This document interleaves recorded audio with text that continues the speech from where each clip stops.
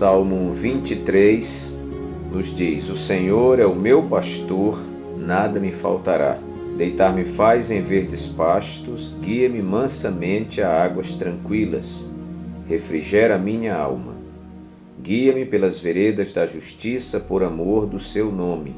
Ainda que eu andasse pelo vale da sombra da morte, não temeria mal algum, porque tu estás comigo.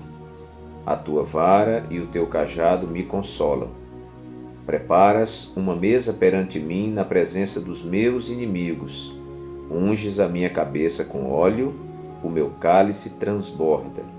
Certamente que a bondade e a misericórdia me seguirão todos os dias da minha vida, e habitarei na casa do Senhor por longos dias.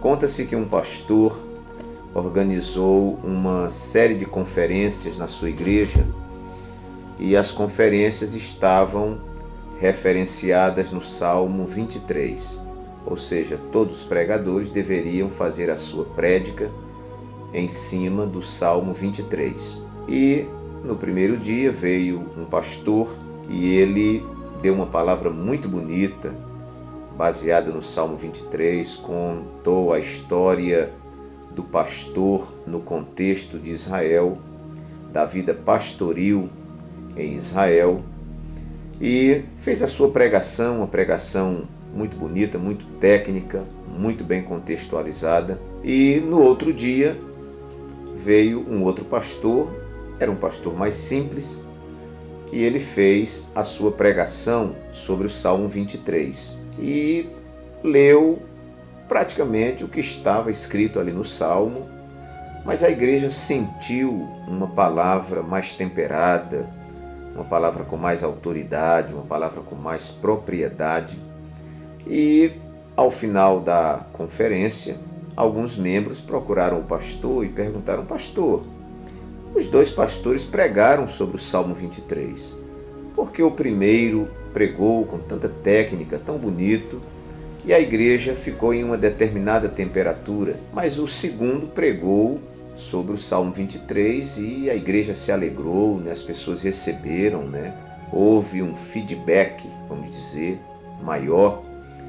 E o pastor daquela igreja disse: olhe, certamente o primeiro pregador conhecia o Salmo do pastor, mas o segundo pregador, certamente ele conhecia o pastor do Salmo.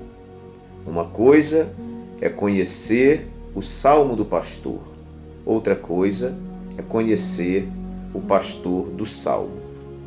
Em cima desta pequena ilustração deste acontecimento e do texto bíblico que nós lemos, o Salmo 23, que é, creio que, o salmo mais conhecido da Bíblia Sagrada, quero enumerar 5 flechas de sabedoria, que são 5 reflexões baseadas no Salmo 23 e nesse pequeno acontecimento naquela série de conferências. A primeira flecha de sabedoria é que ter o Senhor como supridor não implicará necessariamente em tê-lo como Senhor e pastor, mas tê-lo como Senhor e pastor redundará certamente em ser suprido por Ele. Então, meus queridos, uma coisa é nós estarmos firmados na bênção de Deus. Outra coisa é nós estarmos firmados no Deus da bênção. Esse Salmo 23, ele é muito conhecido, talvez não porque as pessoas considerem o Senhor como seu pastor e como o Senhor da sua vida, mas como aquele que supre as necessidades. E mais importante do que ter as necessidades supridas é nós termos a Ele como a maior bênção da nossa vida. Segunda flecha de sabedoria é que tempo e lugar não pode ser o fator determinante, mas importa quem está conosco neste tempo e nestas circunstâncias. Estando com Ele, podemos passar pelo fogo e chama nenhuma arderá em nós. Podemos passar até pelas águas, mas elas não nos submergirão. O salmista, ele vai dizer que o Senhor o leva aos pastos verdejantes. que esse pastor o leva às águas tranquilas, que esse pastor refrigera a sua alma e que esse pastor caminha com ele nas veredas da justiça. Mas o salmista vai dizer: ainda que eu ande pelo vale da sombra da morte, não temerei mal algum, porque tu estás comigo.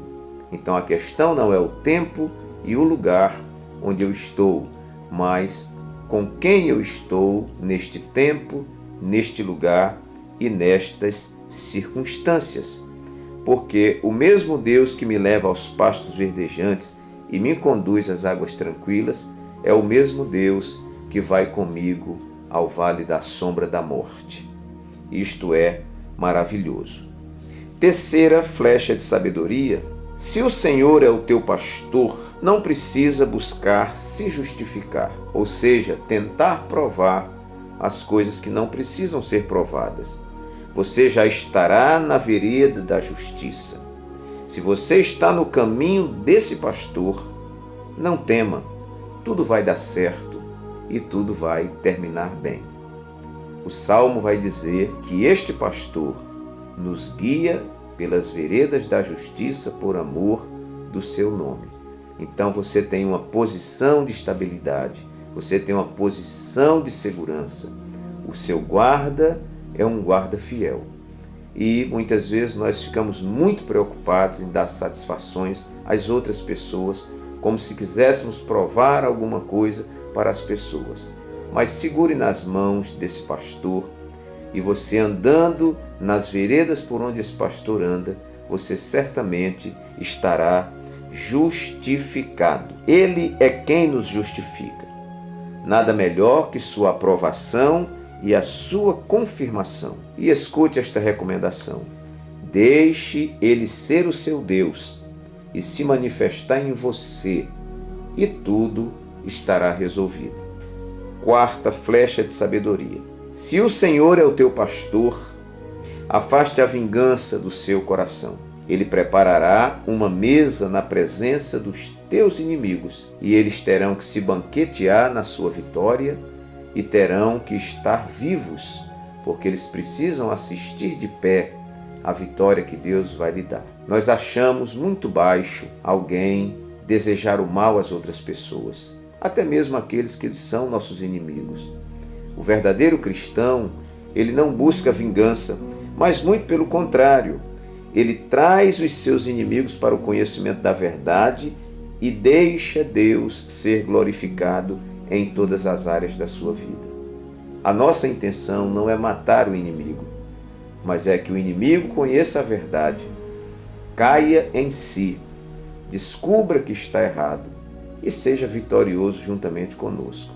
O verdadeiro cristão não pensa em deixar ninguém para trás, em matar ninguém, em excluir ninguém.